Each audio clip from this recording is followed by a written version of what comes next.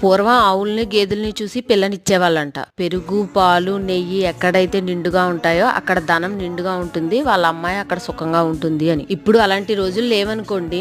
నెయ్యి మంచి సువాసన వచ్చేలా ఎలా నేను తయారు చేసుకుంటానో చూపిస్తాను రండి. పాలు బాగా మరగ కాచిన తర్వాత ఫ్రిడ్జ్ లో పెట్టుకోవాలి. ఫ్రిడ్జ్ లో నుంచి తీసి పాల మీద మేగడం బాక్స్ లో వేసుకోవాలి. ఫ్రిడ్జ్ లో పెట్టడం వల్ల వెన్నంతా పాల మీద తెట్టులా కట్టి మనకి వెన్న ఎక్కువగా వస్తుంది. బాక్స్ అంతా నిండిపోయిన తర్వాత వెన్న తీయడానికి ముందు రోజు కొద్దిగా చిలికి పెరుగు వేసి తోడు పెట్టుకుంటే పెరుగులా తోడుకుంటుంది. పాల నుంచి తీసిన వెన్న కంటే పెరుగు నుంచి తీసిన వెన్న మంచి సువాసన వస్తుంది. వెన్న చెయ్యి కంటుకోకుండా నెయ్యి ఎలా తీస్తానో చూడండి. పెరుగుని కవ్వంతో వెన్న వచ్చేంత వరకు చిలికి ట్యాప్ కింద పెట్టుకుని వాటర్ పోసుకుని మజ్జిగ పోయేంత వరకు క్లీన్ చేసుకోవాలి. వెన్నని పొయ్యి మీద సిమ్ లో పెట్టుకుని రెడ్గా అయ్యేంత వరకు మరగ కాచుకోవాలి. 2 ఉప్పు కళ్ళు కొద్దిగా కరివేపాకు వేసుకుంటే మంచి సువాసన వస్తుంది. ఇప్పుడు డబ్బాలో పోసుకొని నిల్వ చేసుకోవాలి. పప్పు ఆవకాయలో ఈ నెయ్యి వేసుకొని తింటే ఆహా.